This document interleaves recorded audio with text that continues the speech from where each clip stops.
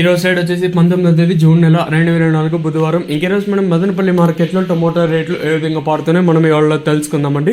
అంటే ధర నేనేటిపైన తగ్గిందా పెరిగిందా వేటని ఇవాళ తెలుసుకుందామండి. తెలుసుకునే ముందు మన ఛానల్ తరపున ఇంకా మనం తెలిసిందే కదా మిషన్ భగీరథ అంటే 100K సబ్స్క్రైబర్ చేయాలని మనమైతే పట్టుదలతో ఉన్నాము. సో సబ్స్క్రైబ్ చేయకపోతే వెంటనే సబ్స్క్రైబ్ చేసుకోండి.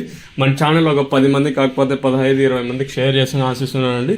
ఎంతో పోల్చుకునే ధర అయితే ఏమాత్రం అయితే తగ్గలేదు. మనం కూడా నిన్న ఏ విధంగా అంగళ్ళు వెళ్ళిందో అలాగే కలకడ వెళ్తా ఉన్నాయి. ఇప్పుడు కూడా అదే ధరలో వెళ్తూ ఉన్నాయండి. ధర అయితే ఏమాత్రం అయితే తగ్గలేదు. మీకు కొంచెం సోది అనిపించవచ్చు, సో వినండి. సో ఇంకా సబ్స్క్రైబ్ చేయకపోతే వెంటనే సబ్స్క్రైబ్ చేసుకోండి. మనమైతే మిషన్ భగీరథ 100 అంటే 1,00,000 మంది సబ్స్క్రైబర్ చేయాలని మనమైతే ఇక్కడ ఇదిగా ఉన్నాము. సో మీరు చేస్తారని ఆశిస్తున్నాను. నేను చెప్తే మీరు చేయకుండా ఉండరని అనుకుంటారు. సో లైక్ చేయకపోతే లైక్ చేసండి. ఇక్కడ విషయానికి వస్తే భాగ్యలక్ష్మి మండి కంప్లీట్ అయిపోయి వస్తుంది. దిగుమతి నిన్న విషయంలో ఇది కూడా చాలా తక్కువగానే వచ్చింది.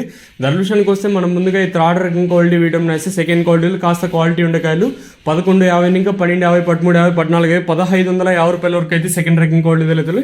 ఇంకనే మదనపల్లి మార్కెట్లో ఎప్పటి వరకు జరిగిన యాక్షన్ ప్రకారం ఫస్ట్ రకం క్వాలిటీ వెళ్ళిన టాప్ అండ్ టాప్స్ కదా ప్రస్తుతానికి వచ్చేసి 15.50 ఇంకా 16.50 17.50 1860 రూపాయల వరకు అయితే ప్రస్తుతానికి కేవలం భాగ్యలక్ష్మి మండిలో పడిన ధరలు అండి వచ్చేసి. సో ప్రస్తుతానికి మదనపల్లి మార్కెట్లో నెంబర్ 1 క్వాలిటీలు ఉంటాయి. ప్రస్తుతానికి మాత్రమే 15.50 ఇంకా 1860 రూపాయల వరకు అయితే మదనపల్లి మార్కెట్ టాప్ ఎత్తడం జరిగింది. 1550 రూపీస్ టు 1860 రూపీస్ వరకు టాప్ ఎత్తడం జరిగింది. ఇంకా జీపీఆర్ మండీ జరగలేదు. కేవలం భాగ్యలక్ష్మి మండీలో పడిండే నెంబర్ 1 క్వాలిటీలు ఇంకా నెంబర్ 1 టాప్ క్వాలిటీలు కూడా రావాల్సి ఉంది. సో అది వస్తే ఇంకా మనకి సూపర్ టాప్ తెలిసిపోతుంది.